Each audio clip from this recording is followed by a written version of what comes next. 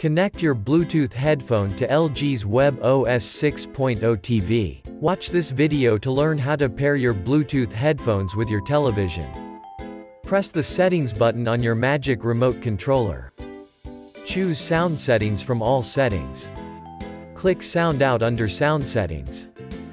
We can choose a speaker or audio device to play TV sound through using the Sound Out option. Using wireless speaker option, we can play sound on our TV by connecting a Bluetooth speaker. You can do this by clicking the three dots on your Bluetooth device. Click on the speaker connection. Select up to 2 devices depending on what you are connecting.